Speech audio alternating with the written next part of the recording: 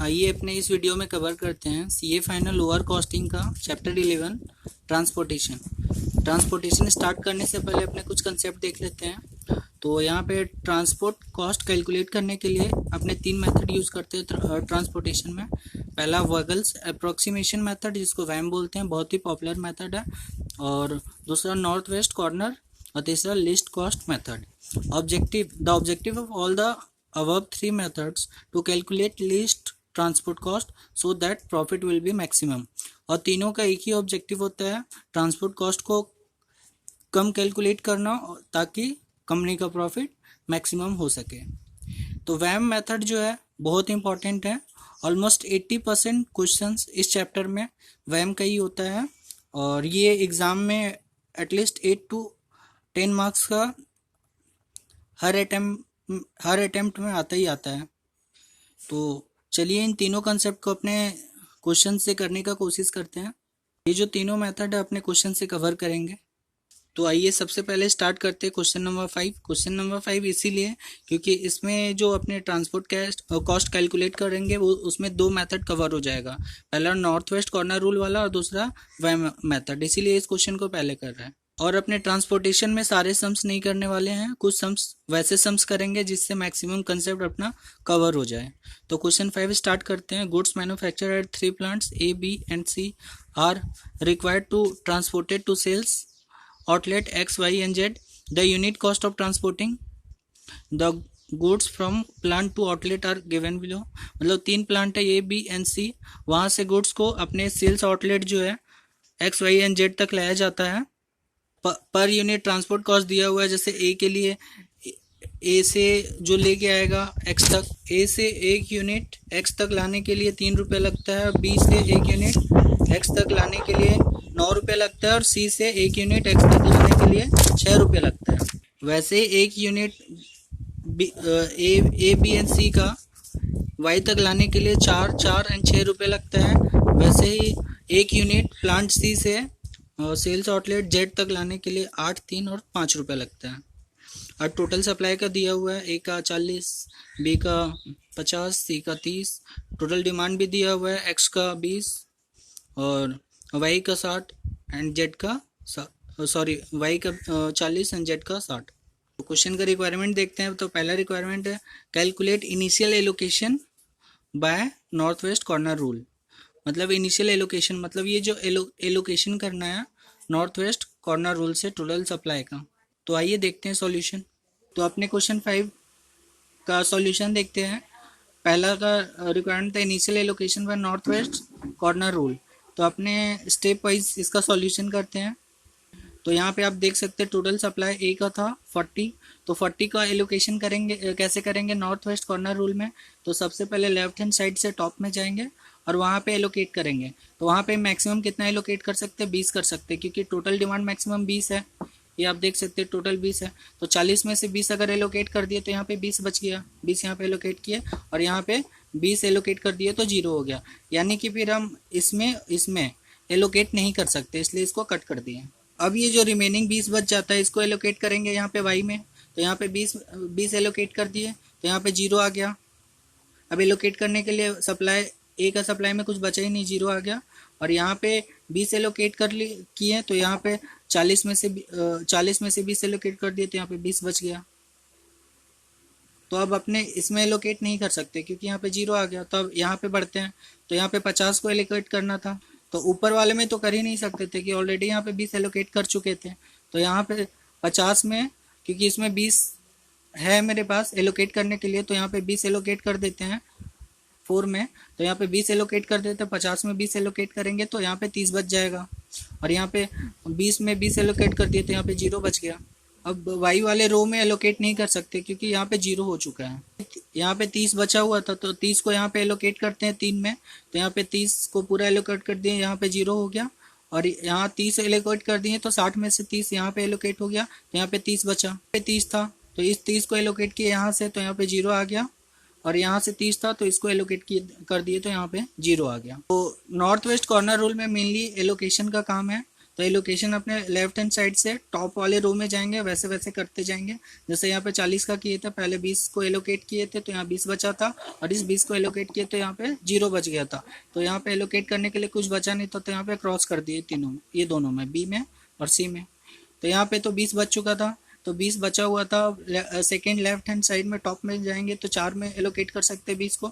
यहाँ 20 एलोकेट किए तो यहाँ पे 0 हो गया, और यहाँ 40 में एलोकेट किए 20 तो यहाँ पे 20 बच गया। वैसे ही यहाँ पे 50 को एलोकेट करते हैं, तो 50 को एलोकेट करने के लिए यहाँ 20 कर सकते थे मैक्सिमम, तो यहाँ पे 20 एलोकेट कर दिए, तो 50 में 20 एलोकेट किए तो 30 आ गया, और यहाँ पे 20 में 20 एलोकेट कर दिए तो यहाँ पे 0 आ गया। पे 30 बचा हुआ था एलोकेट करने के लिए, तो इसको 3 में एलोकेट किए तो यहाँ पे 0 हो गया, और यहाँ पे 60 में 30 एलोकेट किया तो यहाँ पे 30 हो गया। यहाँ पे सी में एलोकेट करने के लिए 30 था सप्लाई, तो यहाँ पे 30 पूरा एलोकेट कर दिए 5 को, तो यहाँ पे 0 हो गया, और यहाँ पे 30 में 30 एलोकेट कर दिए तो यहाँ पे 0 आ गया।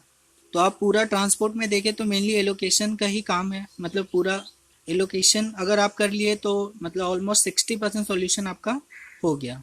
तो यहाँ पे देख सकते हैं कि आप जो रॉ है एक्स का 20 एलोकेट किए हैं, इसमें 20 एलोकेट हुआ है, इसमें 20 एलोकेट हुआ है, इसमें 20 एलोकेट हुआ है, इसमें 30 एलोकेट हुआ है, इसमें 30 एलोकेट हुआ है। तो टोटल नंबर ऑफ सेल्स कितना एलोकेट हुआ है? 1 2 3 4 5। तो टोटल 5 सेल्स में एलोकेशन हुआ है यूनिट्स का। Since number of allocated cells is 5, मतलब 1 2 3 4 5, ठीक है, which is equal to m plus n minus 1, मतलब नंबर ऑफ रो मतलब 3 प्लस नंबर ऑफ कॉलम 3। तो नंबर ऑफ रो 1 2 3 है, नंबर ऑफ कॉलम 1 2 3 है, तो 3 3 6 माइनस 1 5 हो गया। तो number of allocated cell equal to 5। तो सिंस तो चूंकि number of allocated cells is equal to 5 है, so initial solution is feasible, hence we can check optimality. आइए अब स्टेप 2 में देखते हैं। U I plus V J allocated on allocated cell में क्या है।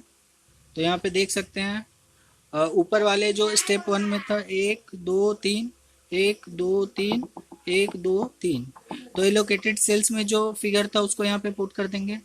सबसे पहले आप देख सकते हैं ये वाला सेल में 3 एलोकेट हुआ, 20 एलोकेट हुआ था, और ये वाला सेल में 20 एलोकेट हुआ, मतलब 3 और 4। तो 3 और 4 को यहाँ पे ले आए, 3 और 4। वैसे ही इन दोनों में एलोकेट हुआ था 4 और 3, तो 4 और 3 को यहाँ पे ले आए, 4 और 3। वैसे ही इसमें एलोकेट हुआ था 5, तो 5 को यहाँ पे ले आए। तो ये अपना यू आई आ गया, ये वी जे आ गया। तो यहाँ पे क्योंकि यहाँ पे दो में ऑलरेडी है पहले से, तो जिसमें मैक्सिमम में अपने एलोकेटेड सेल वाला जो मैक्सिमम है, तो यहाँ पे 2 मैक्सिमम एलोकेटेड सेल था, इसको 0 मान लिए। U I is equal to 0 माने, U I is equal to अगर 0 मानते हैं तो यहाँ पे क्या आ जाएगा 4, ये वाला 4 माइनस ये वाला 0, तो यहाँ पे 4 आ जाएगा। अगर ये 4 आ जाता है, ये 4 आ जाता है तो और ये 3 तो पहले से था, ये तो 3 माइनस 4, मतलब ये 3 और ये 4 को माइनस करते हैं तो यहाँ पे -1 आ जाता है U1 में रॉ 1 का। अब ये -1 आ जाता है, तो ये तो दिया हुआ था ही एलोकेटेड सेल का, तो 3 में अगर ये माइनस करते तो माइनस पहले से था, और 3 तो माइनस माइनस प्लस हो जाएगा 1 और 3, ये यहाँ पे 4 आ जाएगा, ऐसा भी कर। और यहाँ पे 4 पहले से आया हुआ था ये, तो ये 3 पहले से था ये, तो 3 माइनस 4 करेंगे तो ये -1 आ जाएगा, और +6 -1 करेंगे तो ये 5 आ जाएगा। वैसे ये सारा फिगर अपने कैलकुलेट कर लेंगे ये सेल्स में UIVJ में।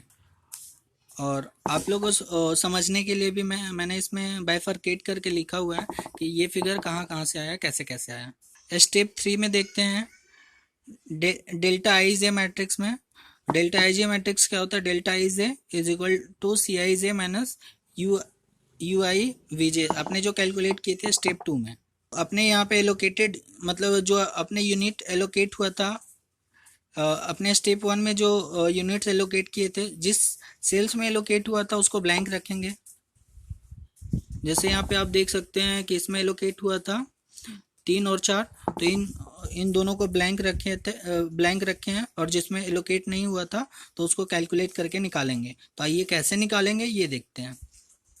यहाँ पे सी आई जे क्या था? तो स्टेप 1 में जो वैल्यू था, स्टेप 1 में वैल्यू था यहाँ पे 8, सी आई जे में 8 था, तो उसको 8 यहाँ पे लिखे, और 3 था ये अपने जो ऊपर वाले स्टेप 2 में कैलकुलेट थे, तो 8 माइनस 3 इज इक्वल टू 5 हो गया। वैसे ही यहाँ पे 9 जो अनएलोकेटेड सेल था, तो 9 यहाँ पे स्टेप 1 में जो था 9 उसको यहाँ पे लिखे, यहाँ पे 9 आ गया, और ये -3 कर दिए जो अपने ऊपर कैलकुलेट किए थे ये वाला, तो ये 9 माइनस 3 इज इक्वल टू 6 आ गया। वैसे ही 6 ये वाला जो अपने स्टेप 1 में था, ये स्टेप 1 में ये वाला जो 6 था उसको यहाँ पे ले आए और उसको माइनस कर दिए ऊपर वाले कॉलम में जो यू आई वी जे वाला, तो 6 माइनस 5 1 आ गया। वैसे ही 6 माइनस 0 आ गया, 6 माइनस 0 इज इक्वल टू 0। तो अपने बोल सकते हैं ना कि डेल्टा आई जे मैट्रिक्स में जो है फिगर जो अपने कैलकुलेट किए हैं 5 6 1 6, ये कोई भी लेस देन 0 नहीं है, मतलब 0 और उससे ज़्यादा ही है, तो अपने बोल सकते हैं ये सॉल्यूशन ऑप्टिमल है। Since all the value in cells of delta I J matrix are positive hence solution is optimal. तो अपने अब ट्रांसपोर्ट कॉस्ट कैलकुलेट करेंगे, तो ट्रांसपोर्ट कॉस्ट कैसे कैलकुलेट करेंगे वो देखते हैं।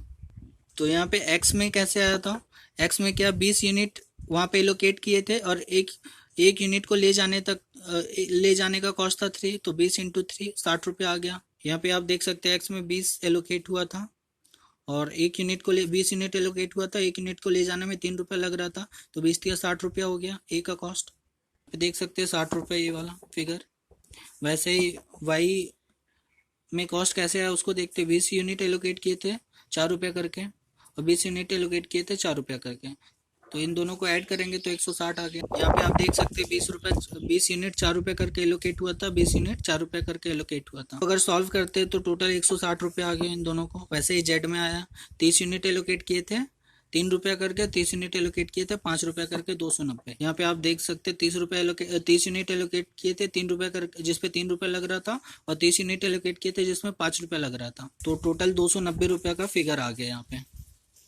तो टोटल कॉस्ट करेंगे जो कि ऑप्टिमल होगा, जो कि लिस्ट कॉस्ट होगा ट्रांसपोर्ट का 460 रुपये टोटल। तो क्वेश्चन 1 ये पॉइंट नंबर 1 का रिक्वायरमेंट जो था कि ट्रांसपोर्ट कॉस्ट निकालना था अपने नॉर्थ वेस्ट कॉर्नर रूल से, तो ये अपने निकाल लिए 460 रुपये आया। अब रिक्वायरमेंट क्वेश्चन का सेकेंड रिक्वायरमेंट था कि मतलब वॉगल वैम मेथड यूज करके अपने को ट्रांसपोर्ट कॉस्ट निकालना था, तो स्टेप वाइज निकालेंगे। तो स्टेप 1 में देखते हैं initial feasible solution using VAM method अपने एलोकेट कैसे करेंगे तो वो देखते हैं। तो ये अपने जो डाटा था क्वेश्चन में जो मैट्रिक्स था वो दिया हुआ है, अपने यहाँ पे पुट कर दिए, सिंपली यहाँ पे पुट कर दिए, और टोटल जो सप्लाई था 40 50 30 उसको भी यहाँ पे लिख दिए, और 20 40 60 उसको भी यहाँ पे लिख दिया, टोटल 120 आ गया था। तो जब अपने वैम मेथड से ट्रांसपोर्ट कॉस्ट निकालेंगे तो वहाँ पे अपने को डिफरेंस निकालना पड़ेगा, डिफरेंस जिसको पेनल्टी भी बोल सकते हैं। यहाँ पे यहाँ पे डिफरेंस निकालेंगे अपने, और यहाँ पे डिफरेंस निकालेंगे। आइए देखते हैं ये डिफरेंस कहाँ से आया है। तो सबसे पहले अगर अपने कॉलम वाइज डिफरेंस निकालते हैं तो यहाँ पे देखते हैं कि सबसे लिस्ट कौन सा है, सबसे लिस्ट यहाँ पे 3 है, और उससे सेकेंड लिस्ट कौन सा है 6 है, तो 6 माइनस 3 करेंगे तो यहाँ पे 3 आ जाएगा। वैसे ही सबसे कम इसमें कौन सा है 4, उससे ज़्यादा कौन सा है मतलब 6, तो 4 भी तो यहाँ पे है, तो 4 माइनस 4 इक्वल टू, यहाँ पे 4 माइनस 4 इक्वल टू 0 आ गया। वैसे अपने इसमें देखते हैं सबसे लिस्ट यहाँ पे 3 है, उससे सेकेंड लिस्ट कौन सा है 5 है, तो 5 माइनस 3 यहाँ पे 2 आ गया। रॉ में कैलकुलेट कर लेते हैं, इन सब में लिस्ट क्या है 3 है, तो 3 का सेकेंड लिस्ट कौन सा है 4 है, तो 4 माइनस 3 अपने 4 माइनस 3 1 आ गया। वैसे यहाँ पे सबसे लिस्ट कौन सा है 3 और सेकेंड लिस्ट कौन सा है 4 है, तो 4 माइनस 3 1 आ गया। वैसे यहाँ पे सबसे लिस्ट कौन सा है 5 है, उससे सेकेंड लिस्ट कौन सा है 6, तो 6 माइनस 5 इज इक्वल टू 4। अब अपने देखते जो यहाँ पे डिफरेंस निकाले उसमें सबसे हाईएस्ट कौन सा है, तो इन सब में हाईएस्ट एक ही है, और इन सब में हाईएस्ट जो है 3 है, तो 3 है। तो 3 में अपने जब आते हैं तो 3 का जो कॉलम है ये वाला 20 सॉरी यहाँ पे 6 9 3, तो ये जो कॉलम है ना 6 9 3 वाले में सबसे लिस्ट कौन सा है, तो यहाँ पे 3 है, तो सबसे पहले वहाँ पे एलोकेट करेंगे। तो यहाँ पे मैक्सिमम कितना कर सकते हैं कि डिमांड मैक्सिमम 20 है, लेकिन यहाँ पे सप्लाई 40 है, तो 20 मतलब एलोकेट कर सकते हैं, तो 20 यहाँ पे एलोकेट कर दिए, तो 20 था और 20 एलोकेट कर दिए तो 0 हो गया। तो मतलब इसमें नहीं एलोकेट कर सकते, इसमें नहीं एलोकेट कर सकते हैं, तो इन दोनों को क्रॉस मार देते हैं। तो लीजिए इन दोनों में क्रॉस मार दिए हैं, और यहाँ पे 20 एलोकेट कर दिए, तो 40 में से 20 एलोकेट कर दिए तो यहाँ पे 20 बच गया। अब फिर से वैसे ही सेम वे में अब यहाँ पे डिफरेंस निकाल देते हैं। तो इसमें तो एलोकेट नहीं कर सकते, इसलिए यहाँ पे डैश कर दिया अपने।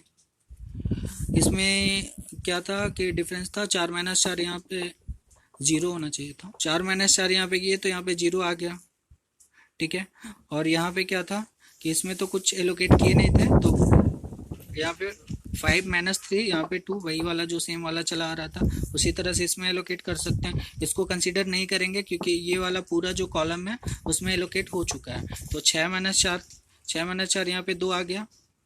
वैसे ही अपने यहाँ पे 4 - 3 यहाँ पे 1 आ गया, और वैसे ही यहाँ पे 6 - 1 = 1 आ गया। तो ये सेकेंड वाला जो डिफरेंस निकाले थे 2, और इन सब में हाईएस्ट क्या है 2 है, और इन सब में हाईएस्ट क्या है 2 है। तो ये जो 2 है इसके वाले जो कॉलम में सबसे लोवेस्ट क्या है 3 है, और ये जो है 2 इसके वाले रो में सबसे लोवेस्ट क्या है 4 है। तो सबसे ज़्यादा लोवेस्ट क्या हो गया ये 3। तो यहाँ पे 50 एलोकेट कर देते हैं, तो 50 एलोकेट करेंगे मैक्सिमम।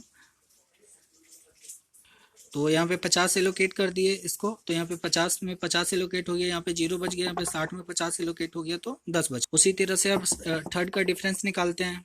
तो अब इसमें तो अपने कुछ नहीं कर सकते हैं क्योंकि इसमें 0 हो चुका है, तो ये 4 अब इसको भी क्रॉस करते हैं। तो ये 4 में भी अपने क्रॉस कर दिए, तो यहाँ पे कुछ आएगा नहीं, तो इसको डैश कर दिए हैं। और वैसे ये वाला भी इररिलेवेंट हो चुका था कॉलम, ये वाला कॉलम, तो यहाँ पे भी डैश कर दिए हैं। फिर से अपने डिफरेंस निकालते हैं। तो अब डिफरेंस क्या हो जाएगा, तो अपने ये 6 बचा हुआ है और ये 4, तो 6 - 4, तो यहाँ पे 2 आ जाएगा। वैसे ही ये तो इसको कंसीडर करेंगे नहीं, तो 6 - 5 = 1 आ जाएगा। यहाँ पे आप देख सकते हैं। वैसे ही थर्ड वाले में डिफरेंस में यहाँ पे आएंगे अपने, तो ऊपर इसको कंसीडर तो कर नहीं सकते हैं, तो 6 - 4 = 2 आ जाएगा यहाँ पे। और ये तो क्रॉस हो ही चुका था, और 6 - 5 मतलब ये 6 - 5 = 1 आ गया। तो अब देखते हैं कि ये वाले में सबसे हाईएस्ट कौन सा है। यहाँ पे 2 है हाईएस्ट, और ये वाले में सबसे कौन सा है, ये 2 है हाईएस्ट। तो सबसे पहले आइए इसमें देखते हैं। तो इसमें ये वाला और ये वाला में सबसे लोवेस्ट ये वाला 4 है, और इधर से भी अपना लोवेस्ट यही 4 ही है। इस वाले रो में भी सबसे जो लोवेस्ट है ये 4 है, तो 4 को एलोकेट कर देते हैं। तो यहाँ पे 20 बचा हुआ, तो 20 एलोकेट कर दिए, तो यहाँ पे 0 आ गया। और ये 20 एलोकेट करने से यहाँ पे 40 में 20 एलोकेट हो गया, तो 20 आ गया। सेम वे में यहाँ पे फिर से अपने डिफरेंस निकाल लिए हैं, तो इसमें कुछ आएगा ही नहीं, और यहाँ पे 6 आ जाएगा क्योंकि सिर्फ ये वाला बचा हुआ है, ये तो एलोकेट कर दिए थे। तो ये 6 वाला यहाँ पे 6 - 0 = 6 आ गया। और यहाँ पे ये 6 - 5, सॉरी, यहाँ पे तो आपने कुछ कंसीडर कर ही नहीं सकते थे, यहाँ पे ऑलरेडी पहला 0 हो चुका है। तो यहाँ पे अपने 5 - 0 = 5 आ जाएगा। वैसे यहाँ पे कुछ कर नहीं सकते हैं क्योंकि ये 0 हो चुका है, ये भी 0 हो चुका है। तो ये 6 - 5 1 आ गया। तो ये सबसे हाईएस्ट कौन है, ये 6 है। तो ये 6 में सबसे मिनिमम कौन है, मिनिमम तो क्या है, ये दोनों तो एलोकेट हो ही चुका था, अब 6 को एलोकेट। वैसे ही यहाँ पे डिफरेंस निकाल के, मतलब पेनल्टी निकाल के यहाँ पे एलोकेशन कर दिए हैं। तो वैम में वैसे अपने एलोकेट कर दिए। तो ये वाले मतलब जो रॉ 1 है, कॉलम 1 है, उसमें जो 1 यूनिट का ट्रांसपोर्ट कॉस्ट था 3, उसमें 20 यूनिट एलोकेट किए। वैसे इसमें 4 कॉस्ट है, और 20 यूनिट एलोकेट किए इसमें 3 कॉस्ट है। 50 यूनिट एलोकेट किए इसमें 6 कॉस्ट है। 20 यूनिट एलोकेट किए 5 कॉस्ट है, और 10 यूनिट एलोकेट किए हैं। तो नंबर ऑफ एलोकेटेड सेल्स क्या हो जाएगा, 1 2 3 4 5। Since number of allocated cells is 5, that is equal to m + n, मतलब number of row minus plus number of column -1। 3 + 3 - 1 = 5। क्योंकि ये दोनों 5 5 बराबर हो चुके हैं, इसलिए and solution is feasible, so we can go for optimality test. Same way जो लास्ट क्वेश्चन में किए थे, UI + VJ एलोकेटेड और एलोकेटेड सेल का निकाले थे। तो यहाँ पे जो अपना, जैसा कि यहाँ पे 3 और 4 देख सकते हैं, जो ऊपर अपने एलोकेटेड सेल्स जो एलोकेट हुआ था 3 और 4, जिसमें 20 और 20 एलोकेट हुआ था, उन दोनों को यहाँ पे पुट कर दिए। मतलब जितने भी एलोकेटेड सेल्स है उसका जो फिगर है पर यूनिट का, जैसे यहाँ पे 50 था एलोकेटेड सेल का, तो ये जिसका 3 रुपये यूनिट था, तो ये 3 यहाँ पे लिख दिए हैं। वैसे ही 6 और 5 भी लिख दिए हैं। तो यहाँ पे देख सकते हैं 3 और 5 पहले से ऑलरेडी एलोकेटेड सेल का फिगर है, तो इसमें लेट कर लेते हैं 0। तो ये 5 माइनस 0 इज इक्वल टू 5 आ जाएगा, वैसे ही 3 माइनस 0 इज इक्वल टू 3 आ जाएगा। यहाँ पे 5 आ चुका है और यहाँ पे 6 था ही पहले से, तो 6 माइनस 5 इज इक्वल टू यहाँ पे 1 आ गया। अब ये 1 आने से मेरा ये वैल्यू ये वैल्यू आ जाएगा। तो यहाँ पे 4 ये फिगर माइनस ये 1, तो यहाँ पे 4 माइनस 1 इज इक्वल टू 3 आ गया। और ऊपर वाले में 3 था ही, तो यहाँ पे 0 कैसे आएगा, तो ये 3 जो यहाँ पे है माइनस ये वाला 3, तो 3 माइनस 3 इज इक्वल टू 0। वैसे कर करके अपने यहाँ पे सारा वैल्यू UIVJ का कैलकुलेट कर लिया है। वैसे ही अपने स्टेप से निकाले, delta I J is equal to CIJ minus UIVJ, जो अपने वही नॉर्थ वेस्ट कॉर्नर रूल में निकाले थे, जो कि एलोकेटेड सेल का यहाँ पे वैल्यू ब्लैंक रहेगा, जो कि पिछले में लिखे थे अपने। एलोकेटेड सेल का वैल्यू ब्लैंक रहेगा, जैसे ये 5 एलोकेटेड सेल था, ये वाला ये वाला ये वाला ये वाला ये वाला, तो यहाँ पे ब्लैंक रखेंगे फिगर को। पे जो CIJ का फिगर था, जो अपने वैम में एलोकेट किए थे सेल, तो उसका जो पर यूनिट का कॉस्ट था 6 पर यूनिट का कॉस्ट था, यहाँ पे 6 आ गया। और जो अपने अभी लास्ट स्टेप में माइनस कैलकुलेट किए थे फिगर, ये वाला आप देख सकते हैं 3, तो यहाँ पे 6 माइनस 3 कर दिए, तो यहाँ पे 3 आ गया। सेम वे जो अनएलोकेटेड सेल का वैल्यू यहाँ पे 9 4 ये जो फिगर है 9 4, इसमें से ये वाला जो आपने UIVJ कैलकुलेट किए थे 3 4, 9 4 था और 3 4 अपना UIVJ का वैल्यू था, तो यहाँ पे 6 आ गया, यहाँ पे 0 आ गया। वैसे ही इसको कैलकुलेट कर लिए। Since value of cells in delta IJ matrix are positive, मतलब लेस देन 0 नहीं है, मोर देन और equal to 0, hence solution is optimal. तो मिनिमम ट्रांसपोर्ट कॉस्ट क्या आ जाएगा, वैसे ही जितना यूनिट एलोकेट हुआ था इनटू रेट पर यूनिट। तो एक्स में देखते हैं 20 यूनिट एलोकेट किए थे और 3 रुपये का भाव से उसको लग रहा था पहुंचाने का कॉस्ट, तो यहाँ पे 20 इंटू 3, तो यहाँ पे 60 आ जाएगा एक्स में यहाँ पे 60 आ गया। वैसे ही वाई में देखते हैं, वाई में 20 यूनिट एलोकेट किए थे 4 रुपये करके, और यहाँ पे 20 यूनिट एलोकेट किए थे 6 रुपये करके। तो 20 यूनिट 4 रुपये करके, 20 यूनिट 6 रुपये करके 200 रुपये यहाँ पे आ गया। वैसे ही जेड में कर लिए, तो अपना टोटल कॉस्ट आ गया 460 रुपया। तो क्वेश्चन का थर्ड रिक्वायरमेंट था कि कमेंट करना है ये दोनों अपने जो कैलकुलेट किए, जो सॉल्यूशन, पहला सॉल्यूशन जो कैलकुलेट किए तो नॉर्थ वेस्ट कॉर्नर रूल से, और दूसरा वागल अप्रोक्सीमेशन मेथड से, तो both are optimal and total cost are also optimal. और इन दोनों का टोटल कॉस्ट इक्वल ही है, 460 ही है। तो इसी के साथ क्वेश्चन 5 कंप्लीट होता है, जिसमें अपने 2 मेथड देख लिए, नॉर्थ वेस्ट कॉर्नर रूल वाला और वैम मेथड। आइए अब ट्रांसपोर्टेशन का ही क्वेश्चन नंबर 1 देखते हैं। The product manufacture 4 type of factory manufactured by 4 type of factory A, B and C, A, B, C and D. The unit cost are 2, 3, 4 and 5, मतलब ये unit cost भी दिया हुआ है चारों के लिए। देयर डेली प्रोडक्शन कैपेसिटी 50, 60, 30 और 40 है। प्रोडक्शन कैपेसिटी 50, 70, 30 एंड 50 है। The factory supply product 4 type of stores P, Q, R and S। The demand, और इन सब का डिमांड बाय दीज स्टोर कितना है, 25 है, 35 है, 105 है, 20 है unit. And transportation cost unit in rupees from each factory, मतलब वही एक यूनिट को ले जाने के लिए कितना ट्रांसपोर्ट कॉस्ट है फैक्ट्री से स्टोर में। तो फैक्ट्री P का A में ले जाने के लिए 2 रुपया है, वैसे ही फैक्ट्री Q का एक यूनिट A में ले जाने के लिए 4 रुपया है। वैसे ही R फैक्ट्री से ए आउटलेट में ले जाने के लिए एक यूनिट का 6 रुपया है, वैसे ही S के लिए इतना है। सेम वे बाकी का भी दिया हुआ है। तो आइए क्वेश्चन का रिक्वायरमेंट देखते हैं। Determine the extent of delivery from each of the factories to each of the stores, मतलब फैक्ट्री से store, so that the total cost of production transportation is minimum. तो वही मिनिमम कॉस्ट मेरा objective है। तो आइए सॉल्व करते हैं इसको वैम मेथड से। कुछ नहीं बोला है तो अपने वैम मेथड से ही सॉल्व करेंगे। तो यहाँ पे जो है सबसे पहले अपने स्टेप 1 में ट्रांसपोर्टेशन टेबल को अपने तैयार करेंगे, क्योंकि उसमें रेडी नहीं था। तो यहाँ पे ए में क्या होगा, यहाँ पे आप देख सकते हैं यूनिट प्रोडक्शन कॉस्ट 2 रुपया, 3 रुपया, 1 रुपया, 5 रुपया, जो कि A B C and D के लिए लग रहा था। तो इन सब को जैसे ए को अपने ए ए में अपने जितने भी था उसको 2 से ऐड करेंगे। यहाँ पे अपना क्वेश्चन में 2 था ये, तो ए 2 को ऐड करेंगे, 2 + 2।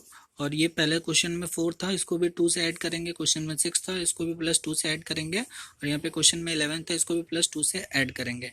वैसे ही बी जो स्टोर है उसमें सब में 3 रुपये का 3 रुपया ऐड करेंगे। तो 10 - 3 8 - 3 11, 7 + 3 10, 5 + 3 यहाँ पे 8 हो गया। सी के लिए अपने 1 रुपये, सी के लिए अपने 3 रुपये ऐड करेंगे सभी में, तो 3 + 1 हो गया, 3 + 1 हो गया। सॉरी, सी में 1 रुपया था। आइए देख, सी में यहाँ पे देख सकते हैं 1 रुपया था, तो ये 1 रुपया ये सब में ऐड होगा। 13 में 1 होगा ऐड, यहाँ पे 10 3 में 1 ऐड होगा, यहाँ पे 9 में 1 ऐड होगा, 12 में 1 ऐड होगा। यहाँ पे अपने सब में 1 ऐड कर लिए हैं और ये फिगर आ गया। वैसे ही डी के लिए 5 रुपये सब में ऐड होगा, 4 में 5 ऐड होगा, 6 में 5 ऐड होगा, 8 में 5 ऐड होगा, 3 में 5 ऐड होगा। ऐसे ही यहाँ पे कर लिया, 4 में 5 ऐड कर दिया, 6 में 5 ऐड कर लिया, 8 में 5 ऐड कर लिया, 3 में 5 ऐड कर लिया। तो ये फिगर आ गया, ये अपना फिगर आ गया। और डिमांड दिया हुआ था ये, आइए डिमांड देखते हैं कहाँ पे दिया हुआ था। पे देखिए, the demand made by D's store कितना था, 25 था, 35 था, 105 था, 20 था। तो डिमांड 25, 35, 105, 20 था। टोटल डिमांड आ जाता है 185। और सप्लाई अपना क्वेश्चन में दिया हुआ था 50, 70, 30, 50, टोटल 200। तो यहाँ पे आप देख सकते हैं डिमांड जो 185 है और सप्लाई 200 है, मतलब ये दोनों इक्वल नहीं है, तो ये बैलेंस्ड मैट्रिक्स नहीं है। तो इसको मेरे को बैलेंस करना पड़ेगा इस मैट्रिक्स को डमी यूनिट इंसर्ट करके। आइए स्टेप 2 में देखते हैं। तो initial solution, since units of demand, जो डिमांड का यूनिट है 185 एंड यूनिट्स ऑफ सप्लाई जो है 200 is not equal, hence we will insert dummy unit. यहाँ पे एक अपने डमी का कॉलम इंसर्ट करेंगे और वो जो डिफरेंस है 200 - 185 का वो 15 यहाँ पे लिख देंगे। तो यहाँ पे ये जो अपने अभी कैलकुलेट किए थे ऊपर वाले कॉलम में, ऊपर वाले टेबल में, वो यहाँ पे 4 13 14 9, उसे यहाँ पे 4 13 14 9 उसको यहाँ पे पुट कर दिए। वैसे ही क्यू के लिए, आर के लिए, एस के लिए, और डम्मी में तो सब में 0 आएगा। और ये 15, और ये सारा डिमांड था ही ऊपर वाले टेबल में, और ये सारा सप्लाई भी था। तो ये अब बैलेंस मैट्रिक्स हो गया। अब ये बैलेंस हो गया मैट्रिक्स। अब इसमें एलोकेट करेंगे यूनिट्स, और ये वैम मेथड से एलोकेट करेंगे, क्योंकि क्वेश्चन कुछ बोला नहीं है तो वैम ही यूज़ करेंगे। तो अपने इनिशियल एलोकेशन वैम से करेंगे, जो स्टेप 3 में देख सकते हैं। और कैलकुलेशन ऑफ डिफरेंस, मतलब पेनल्टी जो अपने यहाँ पे डिफरेंस निकालते थे यूजिंग वैम मेथड। तो यहाँ पे पी में यहाँ पे ए के लिए 4 था, बी के लिए 13 था, सी के लिए 14 था, और डी के लिए 9 था। क्यू के लिए 6 था, क्यू में ए के लिए 6 था, बी के लिए 11 था, सी के लिए 4 था। मतलब वो सारे ही टेबल से अपने टेबल यहाँ पे पहले उतार दिए, वैसा का वैसा ही। अब अपने एलोकेशन करते हैं, तो उसके लिए एलोकेट करने के लिए सबसे पहले डिफरेंस निकालना पड़ेगा। तो ये देखते हैं ये 4 कैसे आया। तो ये वाले जो रॉ है उसमें रॉ में सबसे लिस्ट, मतलब लिस्ट कौन सा फिगर है, 4 है। और उस सेकेंड लिस्ट कौन सा है, तो यहाँ पे 6 है। तो 6 - 4, यहाँ पे 2 आना चाहिए। यहाँ पे 4 गलत है, इसको 2 करते हैं। और ये वो 4 जो फिगर था वो सही था, क्योंकि यहाँ पे लिस्ट सबसे 0 हो जाएगा और ये सेकेंड लिस्ट 4 होगा। तो 4 - 0 = 4 होगा। वैसे ही यहाँ पे लिस्ट 0 है और सेकेंड लिस्ट है यहाँ पे इसका 8, तो 8 - 0 = 8 आएगा। उसमें सबसे लिस्ट यहाँ पे 0 है और सबसे लिस्ट यहाँ पे 0 है, और सेकेंड लिस्ट है यहाँ पे 4, तो 4 - 0 यहाँ पे 4 आ जाएगा। वैसे ही यहाँ पे सबसे लिस्ट 0 है, सेकेंड लिस्ट यहाँ पे इसका कौन सा है, 8 है। तो 8 - 0 = 8 आ गया डिफरेंस का पहला में। ये 5 कहाँ से आया, तो ये वाले जो कॉलम है इसमें सबसे लिस्ट यहाँ पे कितना है, 4 है, और सेकेंड लिस्ट यहाँ पे 9 है। तो 9 - 4 = 5 आया। और यहाँ पे कितना है, सबसे लिस्ट यहाँ पे 6 है, सेकेंड लिस्ट कितना है, सॉरी यहाँ पे सबसे लिस्ट 4 है, सेकेंड लिस्ट है 6, तो यहाँ पे 6 - 4 = 2 आया। वैसे ही करके अपने इसका निकाल लिया, इसका निकाल लिया। तो अब देखते हैं इन सब में हाईएस्ट कौन है। इन सब में तो यहाँ पे हाईएस्ट 5 है, और इसमें सबसे हाईएस्ट अपना 8 है। तो ये वाला पहले फर्स्ट वाले 8 को देखते हैं। तो इसमें सबसे लोवेस्ट अपना कौन सा है, 0 है। और उसमें भी सबसे लोवेस्ट कौन सा है, 0 है। तो कोई सा भी 0 को यहाँ पे एलोकेट कर सकते हैं। तो यहाँ पे जो अपना डिमांड था 15, इसको इस 0 में एलोकेट किए तो यहाँ पे 0 हो गया। 50 में यहाँ पे 15 एलोकेट किए तो यहाँ पे 35 हो गया। वैसे सेकेंड वाले का डिफरेंस निकाल लिए अपने। तो यहाँ पे सबसे हाईएस्ट जो है सेकेंड वाले का डिफरेंस में इसमें 6 है और इसमें 5 है, मतलब सबसे हाईएस्ट यहाँ पे 6 है। तो जो 6 में यहाँ पे ये वाले कॉलम में रो में जो है सबसे लिस्ट कौन सा है, तो यहाँ पे 0 को तो दे नहीं सकते हैं ना, क्योंकि यहाँ पे तो 0 आ चुका है। तो इन सबको कट कर दिए। तो ये छोड़ के 0 छोड़ के सबसे लिस्ट कौन सा है, तो ये छोड़ के यहाँ पे सबसे लिस्ट है 4। तो देखते हैं यहाँ पे 4 में कितना एलोकेट कर सकते हैं। यहाँ पे टोटल 35 है और ये वाला में इसका जो सप्लाई है यहाँ पे 30 ही है। तो मैक्सिमम 30 एलोकेट कर सकते हैं। तो इसको एलोकेट कर दिए यहाँ पे 4 में। तो यहाँ पे 0 हो गया और यहाँ पे 30 एलोकेट किए तो 5 हो गया। अब तीसरे वाले डिफरेंस में देखते हैं। तो सबसे हाईएस्ट कितना है, सबसे हाईएस्ट आपका यहाँ पे 5 है। दोनों में 5 है, 5 है। तो इसमें तो एलोकेट नहीं कर सकते क्योंकि यहाँ पे 0 ऑलरेडी था ही। और तो यहाँ पे 5 है। तो इसका सबसे मिनिमम कितना है, सबसे जो लोवेस्ट है यहाँ पे अपना जो है 4 है। ये वाला 4 है लोवेस्ट। और इस वाले 5 में सबसे लोवेस्ट कौन सा है, ये 4 तो नहीं है क्योंकि एलोकेट हो चुका है, 6 है। तो सबसे लोवेस्ट जो है 4 ये वाला। तो इसको एलोकेट करते हैं। तो मैक्सिमम कितना एलोकेट कर सकते हैं, डिमांड टोटल यहाँ पे 25 डिमांड है और यहाँ सप्लाई 50 है। तो मतलब मिनिमम 25 एलोकेट कर सकते हैं। तो 4 वाले में यहाँ पे 25 एलोकेट कर दिए। तो यहाँ पे तो कुछ 50 में 25 एलोकेट कर दिए तो 25 बचा और यहाँ पे 0 बच गया। तो अब इसमें एलोकेट नहीं कर सकते, मतलब अब जब भी यहाँ पे डिफरेंस निकालेंगे तो ये 13 और 9 को कंसीडर नहीं करेंगे। तो इसको यहाँ पे डैश लिखेंगे। तो यहाँ पे कट कर सकते हैं इसको। यहाँ पे अपने कट कर दिए। तो अब डिफरेंस निकालते समय ये वाले जो कॉलम है उसको कंसीडर ही नहीं करेंगे। तो यहाँ पे 5 डिफरेंस आया और यहाँ पे मैक्सिमम 5 है और इस वाले में देखते हैं तो मैक्सिमम 2 ही है। तो ये मैक्सिमम 5 में एलोकेट कर सकते हैं। तो मैक्सिमम ये जो 5 है इसका सबसे लोवेस्ट कौन सा है रॉ में, तो ऊपर एलोकेट कर सकते थे 6। ये तो ऑलरेडी एलोकेट हुआ है। तो अब इसके बाद जो सेकेंड लोवेस्ट है वो 6 है। तो यहाँ पे मैक्सिमम 5 अपने एलोकेट कर सकते हैं। तो 5 एलोकेट कर दिए तो यहाँ पे 0 आ गया और यहाँ पे 25 में 5 एलोकेट कर दिए तो 20 आ गया। अब उसके बाद वाले डिफरेंस निकालिए 8 यहाँ पे डैश डैश है, यहाँ पे डैश डैश है। तो यहाँ पे 8 है जो कि सबसे मैक्सिमम। तो सबसे मैक्सिमम 8 है। तो इसमें सबसे लिस्ट कौन सा बचा है, ये तो काम का नहीं है। 13 ये भी काम का नहीं है, इसमें एलोकेट हो ही चुका था, इसमें भी एलोकेट हो चुका था 5। तो ये 20 एलोकेट करते हैं। तो ये वहाँ एलोकेट करते हैं क्योंकि यहाँ पे 20 ही बचा हुआ था।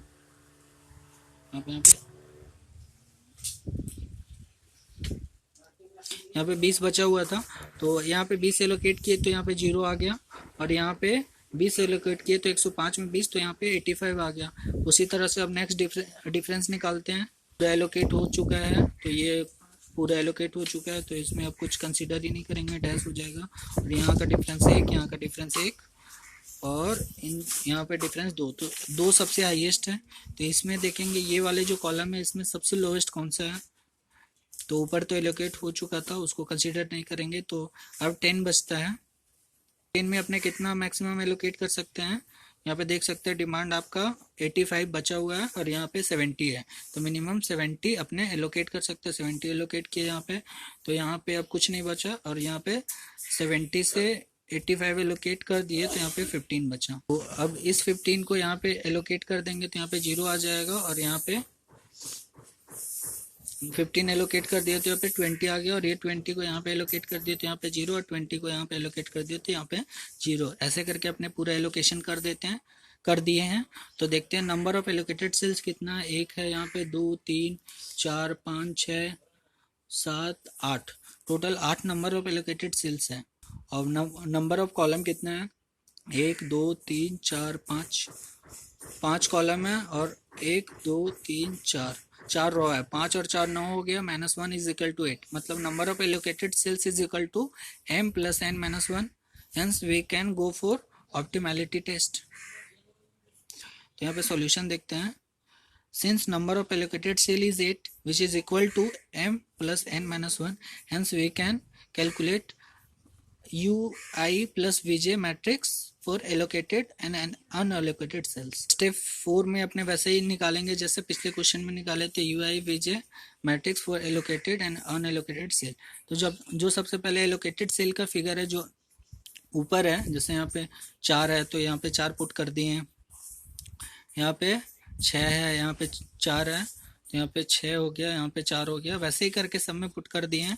और जो अपने लेट करके मानने वाले था जो सबसे ज़्यादा है इसमें 0 0, वैसे आप किसी में भी मान सकते हैं, उसको पूरा ये यूज़ करके अपने ये फिगर निकाल सकते हैं। तो यहाँ पे ये फिगर निकाल लेंगे u1 vj। जब अपने ui vj निकाल लेंगे उसके बाद जो अगला स्टेप है, now we can calculate delta I J. तो डेल्टा आई जे कैसे निकालेंगे, अपने सी आई जे में माइनस कर देंगे U I J minus plus V J, जो अपने पिछले स्टेप में निकाले थे। तो डेल्टा आई जे की मैट्रिक्स कैसे निकालेंगे अपने, तो जो अनएलोकेटेड सेल था इस बार उसको लिखेंगे पहले। जैसे अनएलोकेटेड सेल में यहाँ पे 13 था और अपने जो पीछे निकाले थे स्टेप 4 में वो 6 निकला था, तो 13 माइनस 6 7 आ गया।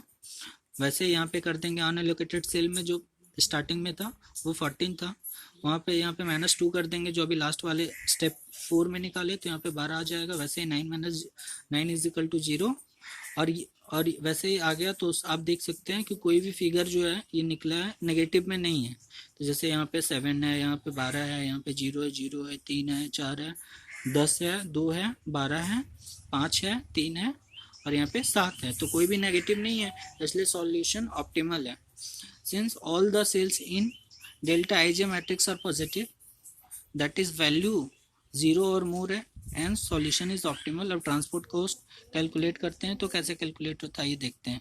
तो वही होगा नंबर ऑफ एलोकेटेड, जो ए में जो ए वाले रो था तो उसमें जो यूनिट्स एलोकेट हुआ था और पर यूनिट कितना रेट था तो वो देखते हैं। तो अपने सबसे पहले ए में आते हैं। ए में यहाँ पे आप देख सकते हैं कि 25 यूनिट एलोकेट हुआ था 4 रुपये के भाव से, तो 25 इंटू 4 हो जाएगा। यहाँ पे 5 यूनिट एलोकेट हुआ था 6 रुपये के भाव से, तो 5 इंटू 6 30 हो जाएगा। यहाँ पे 20 यूनिट एलोकेट हुआ था 8 रुपये के भाव से, तो 20 इंटू 8 हो जाएगा। तो यहाँ पे आप देख सकते हैं फिगर कैसे आया। 25 यूनिट एलोकेट किए थे 4 रुपये के भाव से, तो इंटू 4, तो 5 यूनिट एलोकेट किए थे 6 रुपये के भाव से इंटू 6 और 28 इंटू 8 एलोकेट किए थे।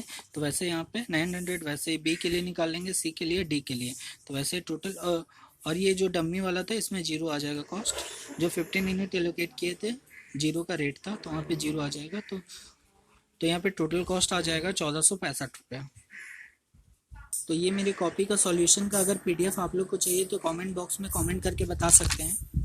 तो ये वीडियो यहीं पे ख़त्म करते हैं। इसमें 2 क्वेश्चन मैंने किया है और मैं आप लोग को बता दूं कि ये जो ट्रांसपोर्टेशन है इसमें मोस्ट ऑफ द क्वेश्चन मतलब सिमिलर टाइप का है, तो वैम मेथड से ही बनने का है। तो अगर आप ये भी कंसेप्ट वाइज कर लेते 5-6 क्वेश्चन भी कर लेते तो पूरा ट्रांसपोर्टेशन आपका इसमें कवर हो जाएगा।